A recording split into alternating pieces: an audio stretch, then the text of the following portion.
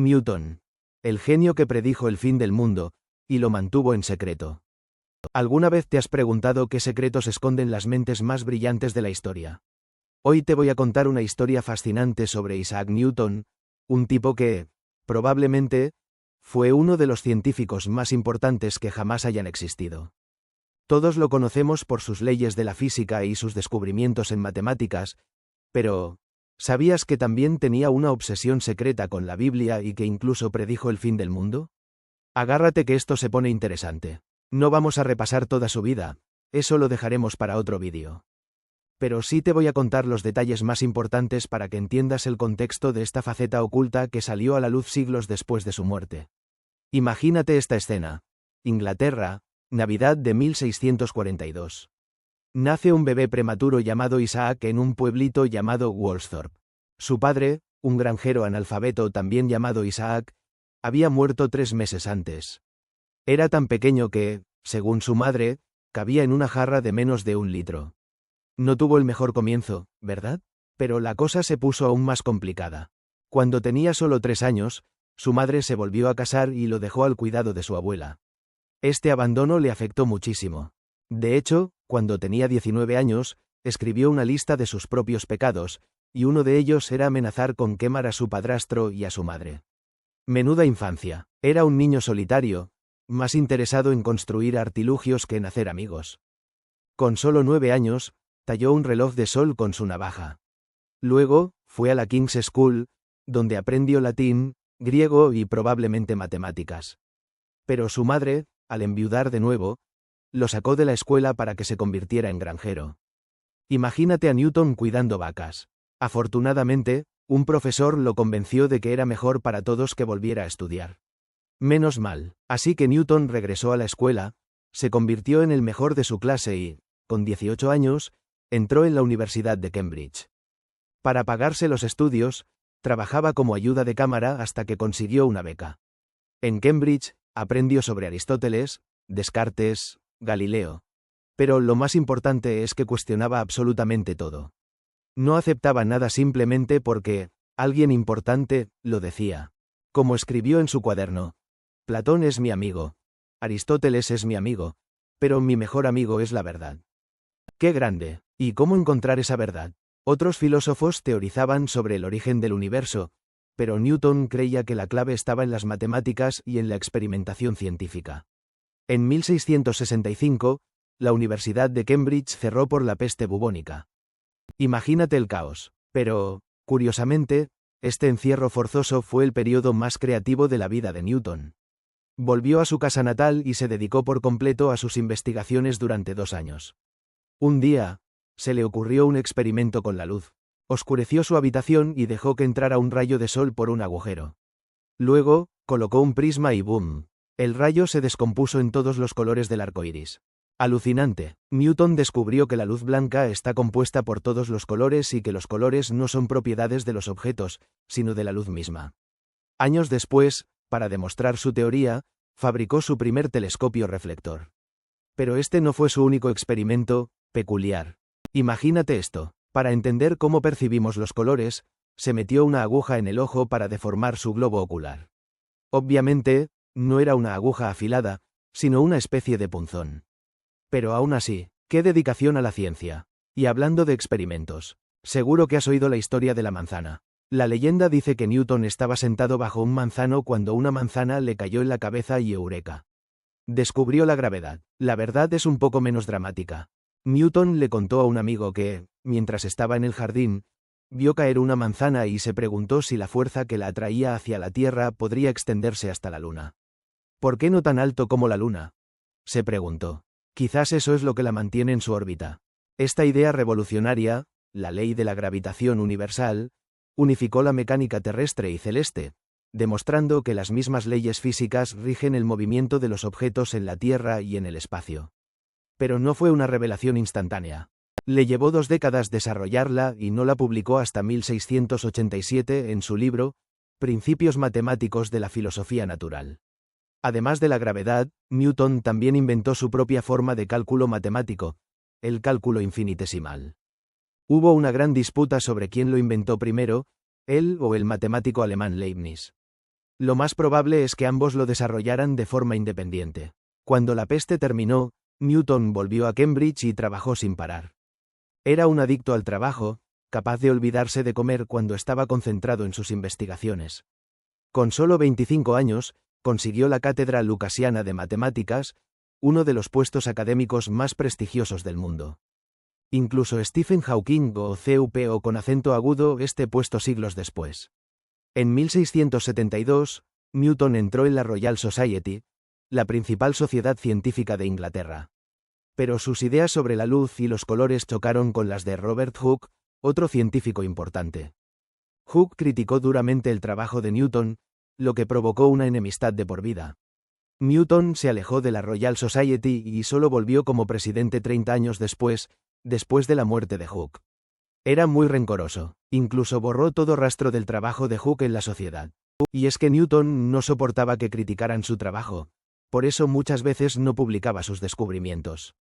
De hecho, la ley de la gravitación universal estuvo a punto de quedarse en un cajón si no fuera por el astrónomo Edmund Halley. Halley convenció a Newton de que publicara su trabajo e incluso le ayudó a pagar la impresión del libro. Menos mal. Así, en 1687, Newton publicó los Principia, su obra maestra. En este libro, además de la gravedad, explicaba las famosas 3 leyes del movimiento: la ley de la inercia, la ley fundamental de la dinámica y el principio de acción y reacción. Estas leyes son la base de la mecánica clásica y explican cómo se mueven los objetos.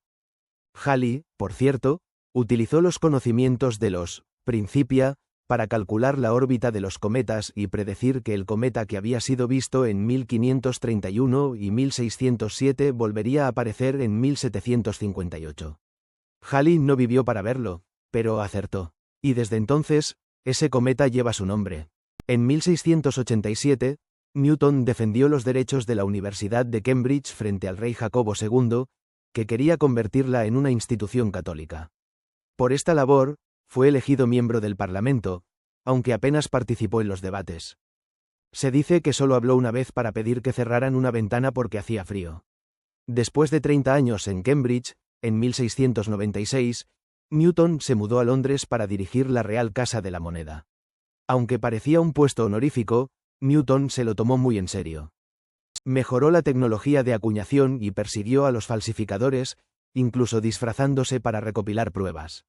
En 1705, la reina Ana de Gran Bretaña lo nombró caballero. Se convirtió en el segundo científico en recibir este honor. Isaac Newton murió en Londres el 20 de marzo de 1727, mientras dormía. Tenía 84 años. Fue enterrado en la abadía de Westminster. Pero volvamos al principio. ¿Qué hay de su obsesión secreta con la Biblia y su predicción del fin del mundo? Bueno, resulta que Newton dedicó mucho tiempo a estudiar textos religiosos y a buscar códigos ocultos en la Biblia. Creía que podía descifrar el futuro a través de estos textos. Y, según sus cálculos, el fin del mundo ocurriría alrededor del año 2060.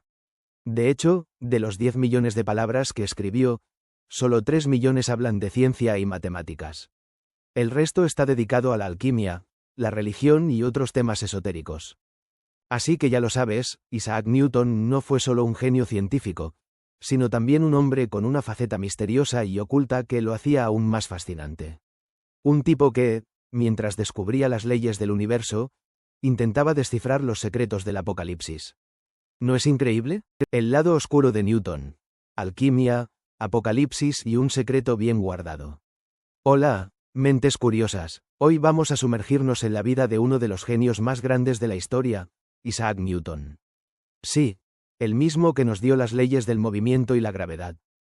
Pero, ¿sabías que detrás de ese científico brillante se escondía un hombre obsesionado con la alquimia, la religión y el fin del mundo?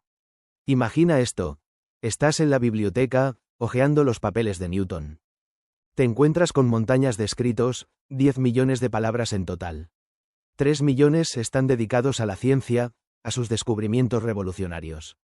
Otro millón habla de su trabajo como director de la Real Casa de la Moneda, una especie de ministro de finanzas de la época.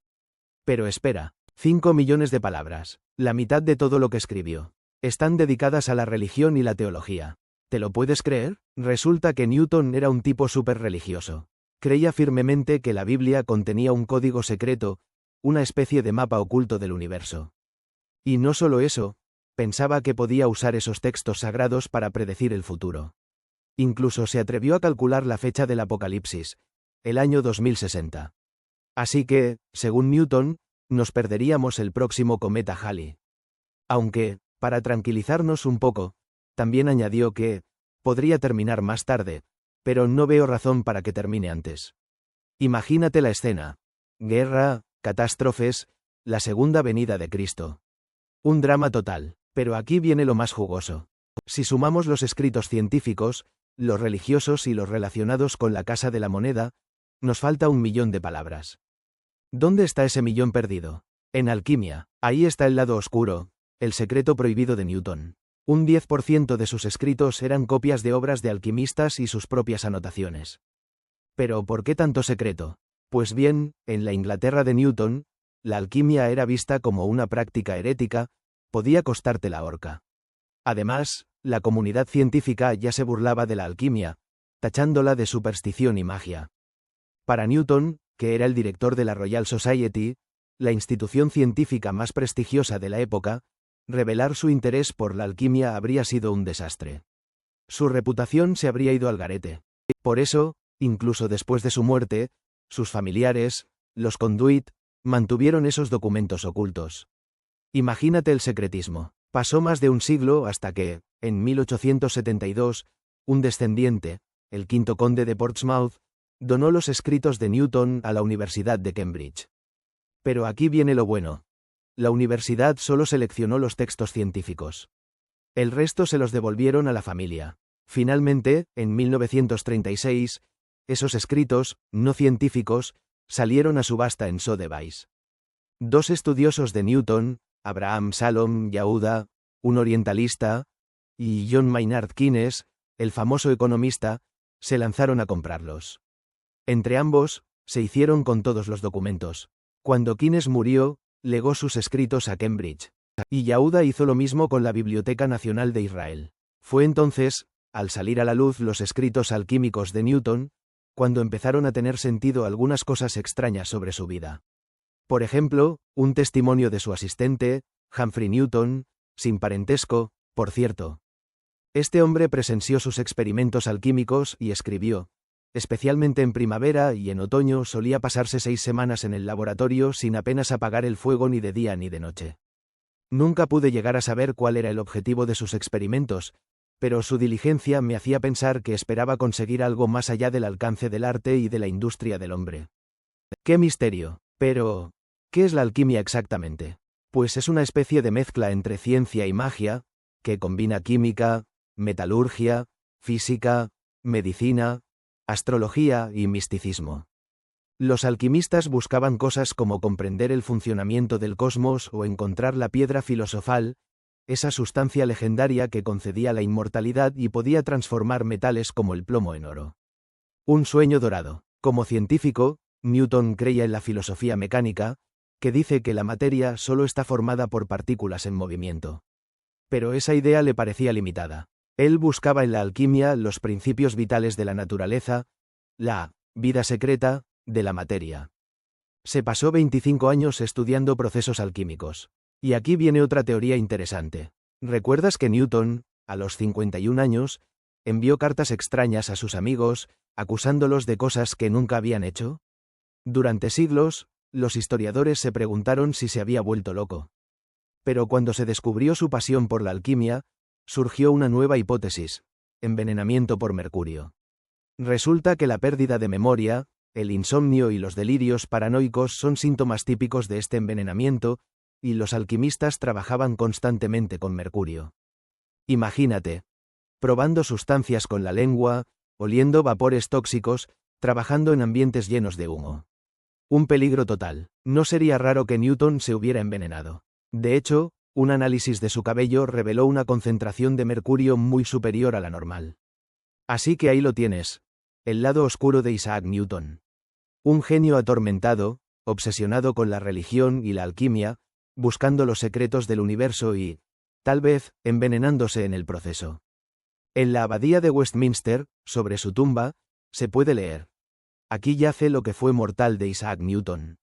Pero su legado, tanto científico como alquímico, sigue vivo hasta nuestros días. ¿Qué te parece esta historia? ¿Crees que Newton acertará con su predicción sobre el fin del mundo? Déjanos tu opinión en los comentarios. Y si te ha gustado este vídeo, no olvides suscribirte para más historias interesantes. Muchas gracias por estar ahí, mentes curiosas. Nos vemos en el siguiente vídeo.